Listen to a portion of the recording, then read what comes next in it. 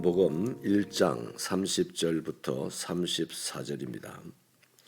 요한복음 1장 30절부터 34절 말씀 한 절씩 교독하겠습니다. 내가 전에 말하기를 내 뒤에 오는 사람이 있는데 나보다 앞선 것은 그가 나보다 먼저 계심이라 한 것이 이 사람을 가리킴이라.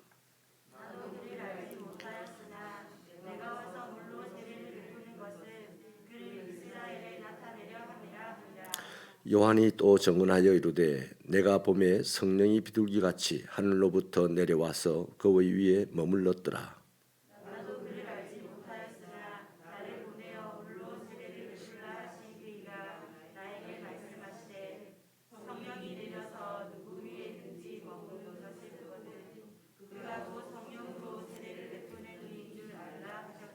같이 읽습니다. 내가 보고 그가 하나님의 아들이심을 증언하노라 하니라. 아멘. 감사의 예물 송윤재 장로님 가정, 이성홍 집사님 가정, 박정희 집사님, 차지연 집사님, 곽정순 집사님, 정문규 집사님 가정 드렸습니다. 어떤 사람들은 예수님을 정치적인 메시아로 만들어 놓고 믿습니다. 이게 이미지화라는 것이죠. 또 어떤 사람은 사회 정의를 세우는 메시아 또는 복을 빌어주는 메시아로 만들어 놓고 예수를 믿습니다. 또 어떤 사람들은 현실 도피를 위한 수단으로 예수를 믿기도 합니다. 이게 냉정하게 보면 그렇다는 것입니다. 또 어떤 사람들은 큰 교회 만들고 종교적으로 출세하기 위한 수단으로 예수를 믿습니다. 자, 그렇다면 지금 우리는 어떤 예수를 믿고 있습니까? 예수님은 하나님이 보내신 예수님, 성경이 기록한 예수님은요, 사람을 죄에서 구원하고 그를 평강으로 인도하고 하나님의 나라를 경험하게 하는 메시아입니다. 그거 외에 없어요. 나머지는 다 그것을 드러내기 위한 수단에 불과합니다. 그런데 사람이 육체를 갖고 살아가다 보니까 세상에 보이는 좋은 것들을 위하여 예수를 믿는 경우가 있습니다. 내 죄의 구원을 위하여, 내 삶의 평강을 위하여, 내가 하나님의 나라를 경험하고 영원한 그 나라에 들어가기 위하여 믿어야 될 분이 메시아 예수입니다. 돈을 많이 벌기 위하여, 몸의 건강을 위하여, 벼락 출세를 위하여 믿어야 할 신은 우상입니다. 인정하시면 아멘입니다. 이것을 우리가 정확하게 새기고 신앙생활을 해야 세상의 것들에 휘둘리거나 흔들리지 않습니다. 멸시천대를 내가 받아도 주님에게 내 몸 들여서 주님의 영광 나타나면 그것으로 족한 그런 정말 강하고 담대한 인생이 되는 것이죠. 그런 사람을 세상이 흔들지 못하는 사람이라 하고 사방으로 우겨쌈을 당해도 쌓이지 않는 사람이라고 하고 그런 사람이 마지막에 할 수 있는 말이 내가 믿음을 지키고 선한 싸움을 싸우고 달려갈 길을 다 마쳤으니 이제 후로는 나를 위하여 예비하신 하나님의 영광의 멸류관이 있을 것이다. 이것은 나만을 위한 것이 아니다. 이렇게 살아가는 모든 사람을 위한 것이다 라고 하는 그런 귀한 말씀을 남길 수가 있는 것입니다. 여러분, 성경이 말하는 참된 그리스도의 모습을 보아야 합니다. 내가 원하고 말하는 그리스도를 붙잡지 말고 성경이 말하는 그리스도를 붙잡아야만 합니다. 그 사람만 말씀에 전적으로 순종할 수 있거든요. 그로 말미암아서 말씀이 모양으로 만들어지고 드디어 이 어두운 세상에 하나님의 영광이 나타나게 되는 것입니다. 31절 33절에서요. 세례 요한은 나도 그를 알지 못하였다라고 말합니다. 정말 세례 요한이 예수님을 알지 못했냐? 그건 아니에요. 누가복음 1장 36절에 의하면 세례 요한과 예수님은 이종 사촌 관계입니다. 세례 요한이 예수보다 6개월 일찍 태어났고 또 그리 멀지 않는 동네에서 살았습니다. 그러므로 세례 요한이 예수를 모른다고 하는 것은 무슨 말입니까? 예수가 누구인지 모른다는 말이 아니고요. 예수가 어떤 분인지를 모른다는 얘기입니다. 예수가 누구인지는 알고 있었지만 그가 하나님의 어린 양이라는 사실은 오늘 세례를 받으러 나오기 전까지는 꿈에도 몰랐다라는 거예요. 여태까지 자신의 사촌 동생이었는데 오늘 메시아로 등장한 것입니다. 그래서 이럴 수가, 제가 메시아라니, 이런 말이에요. 그래서 완벽한 문장을 만들지 못하고 감탄사로 그냥 놀라움을 표시한 겁니다. 봐라, 세상 죄를 지고 가는 하나님의 어린 양, 이렇게 감탄사만 말을 한 겁니다. 여러분, 세례 요한에게 예수의 등장은 엄청난 충격이었을 겁니다. 그냥 사촌의 등장은 그냥 그래요. 왔어, 이 정도일 겁니다.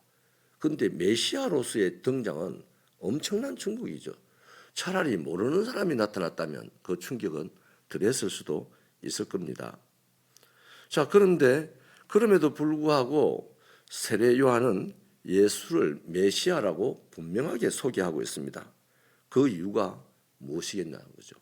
우리 32절에 답이 있는데 같이 읽어볼까요? 32절 시작.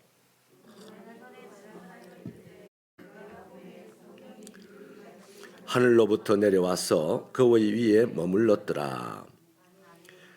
세례 요한은 비둘기 같은 성령이 예수님의 머리 위에 머물러 있는 것을 보았다는 겁니다. 그리고 33절 34절에 계속해서 말하기를 나도 그를 알지 못하였으나 나를 보내어 물로 세례를 베풀라 하신 그 이가 나에게 말씀하시되 성령이 내려서 누구 위에든지 머무는 것을 보거든 그가 곧 성령으로 세례를 베푸는 이인 줄 알라 하셨기에 내가 보고 그가 하나님의 아들이심을 증거하였노라. 이렇게 기록을 하고 있죠. 세례 요한은 하나님이 보내신 사람입니다. 그는 하나님의 계시를 이미 받았죠. 그 하나님의 계시가 뭡니까? 성령이 내려서 그 위에 머무는 그 사람을 보거든 그가 메시아니라. 그러니 너는 그에게 세례를 베풀어라. 이런 계시를 받았던 거죠. 여러분, 아무리 코올리기의 시절부터 잘 알고 지냈던 친구라도 또 사촌이라도 또 아무리 누더기를 걸치고 나타났다 할지라도 그의 위에 성령이 머물러 있거든 그가 메시아인 줄 알고 그에게 세례를 베풀어라 하는 이 계시를 이미 받았어요. 근데 그래서 세례를 주면서 기다리는 거예요. 성령이 임하는 분이 누군지 살펴보면서 기다리는데 아니 느닷없이 자기 사촌 예수의 위에 성령이 머물러 있는 것이 보이는 거죠. 자, 그때 아니 저가 아니에요. 저 내 사촌인데 그럴 수 있잖아요. 그런데 깜짝 놀란 나머지 그래도 하나님의 계시하신 말씀대로 실행에 옮깁니다. 봐라, 세상 죄를 지고 가는 하나님의 어린 양이다. 이렇게 알리는 거죠. 여러분, 이 말씀 이해가 되십니까? 이해할 수 있죠? 이해 안 되세요? 세례 요한이 할 일은 이제 그분에게 세례를 주는 것, 그분을 세상 사람들에게 소개하는 이것 말고는 세례 요한이 할 일이 아닙니다. 판단할 일이 아니에요. 자, 내 사촌인데 어떻게 죄가 성령이 머물러 있을 수 있어? 내가 잘못 본 걸 거야. 그거는 아니지. 뭐 이런 식으로 판단할 수 있는 건 세례 요한이 없어요. 세례 요한이 할 수 있는 게는 오직 하나님의 보내심을 받아서 세례를 베풀다가 죄송합니다. 세례를 베풀다가 성령이 머무는 사람이 누구이든지 간에 그가 그리스도이니까 그를 그리스도라고 알려라. 이것만 받았단 말이죠. 나머지는 할 게 하나도 없어요. 그것 때문에 세례 요한은 광야에 소리로 보냄을 받은 겁니다. 그러니까 세례 요한은 하나님에게 받은 말씀대로 순종했습니다. 앞서 말씀을 드린 대로 세례 요한은 사촌 동생 예수가 바로 그분일 줄 꿈에도 몰랐어요. 그러나 일단 예수에게 성령이 임하여 있는 것을 보는 순간 그가 바로 그리스도라는 것을 인정을 합니다. 그리고 세례를 주고 사람들에게 메시아라고 소개를 하는 거죠. 저는 이 대목에서 세례 요한에게 누구에게도 없는 위대성을 보게 됩니다. 하나님의 말씀에 순종하는 거죠. 이삭을 바쳐서 제물로 바쳐서 하나님께 순종했던 아브라함도 참 위대하고 훌륭합니다. 세례 요한이 만약에 이 상황에서 나는 할 수 없다, 나는 모든 것을 다 해도 이것만은 할 수 없다, 죄가 어제까지만 해도 내랑 딱지치기 하고 살던 사람이면 몇 년 전에 내랑 딱지치기 했던 내 사촌 동생인데 이렇게 하고 이미 받은 하나님의 계시를 거부해 버렸더라면 세례 요한이라는 사람이 하나님의 일꾼으로서 존재하겠습니까? 역사에 빛을 남기는 사람이 되겠습니까? 안 되죠. 이제 우리에게 적용을 해보십시다. 우리에게 버젓이 주어진 이 말씀이 있어요. 이 말씀이 있는데 우리가 말씀을 매주 듣습니다. 근데 얼마나 그 말씀을 제대로 듣느냐는 거죠. 그 말씀을 제대로 순종하느냐는 거죠. 순종해야 된다는 건 얼마든지 알고 있어요. 모르는 사람 한 명도 없어요. 세례를 받는 그 순간부터 죽을 때까지 이 땅에 살아가는 그리스도인 모두는 하나님의 말씀에 순종해야 된다는 것 철저하게 알고 있습니다. 그런데 과연 10이나 순종하겠습니까? 감정 상한다고 순종 안 하고, 몸 편찮다고 순종 안 하고, 컨디션 안 좋다고 순종 안 하고, 이런저런 바쁜 일 있다고 순종 안 하고, 그냥 순종 안 하는 거죠. 그래서 세례 요한의 위대성은 바로 어떤 경우에라도 하나님의 계시의 말씀에 순종하는 그 점이 바로 위대한 겁니다. 세상에서 제일 그릇이 큰 사람이 누군지 압니까? 말씀에 순종하는 사람입니다. 이전에 그 주기철 목사님 교회의 장로님이었던 우리나라 그 위대한 선각자 있잖아요. 조만식 장로님. 조만식 장로님이 진해 웅촌에서 조그마한 교회에서 목회하는 젊은 목사를, 주기철 목사를 청빙해서 평양 산정원 교회로 이제 담임 목사로 청빙을 해갔습니다. 조만식 장로님이 한국 땅의 가장 큰 인물이기 때문에 얼마나 주기철 목사님이 조심스럽게 그 장로님을 대하지 않겠습니까? 그런데 이 주기철 장로님 목사님도 한성깔 하는 분이었어요. 부임하고 예배를 드리는데 이 장로님이 뭐 국가의 일이 바쁘다 보니까 예배 시간에 늦게 도착을 한 겁니다. 그래서 한참 예배를 드리고 있는데 문을 살며시 열고 들어오는 거예요. 그래서 못 본 척 하면 되잖아요. 어르신이 들어오는데. 그 주기철 목사님이 조장로님 그 자리에 서세요. 서서 예배 드리세요. 하나님보다 늦게 입장하는 하나님의 백성이 어디 있습니까? 그 얼마나 무한합니까? 우리 같으면 그 말 듣는 순간 어쩔 수 없어서 듣고 서 있다가 서 있는 내내 속을 부글부글 끓다가 내가 마치고 나면 이놈의 인간을 바로 쫓아내봐야지 라고 생각을 하면 기다리든지, 아니면 내가 이놈의 교회 내가 안 다닌다 내가 하든지 그렇게 부글부글 끓다가 돌아가지 않겠습니까? 예배를 마치고 목사님이 아유 장로님 예배 드린다고 서서 예배 드리느라 수고하셨습니다 하고 손을 내면 탁 뿌리치고 뭐 일어나겠습니까? 그런데 조장로님이 그 목사님 말씀에 순종하고, 그런 경우에도 목사님 말씀에 순종하고 목사님을 깍듯이 모셨더니 그 목사님이 조국의 독립을 위해서 감옥 가서 순교까지 하는 그런 인물로 자라게 되더라는 겁니다. 그래서 조만식 장로님이 그릇이 왜 크냐? 하나님의 말씀, 주의 종의 말씀에 순종하니까 그렇게 그릇이 크다는 증거입니다.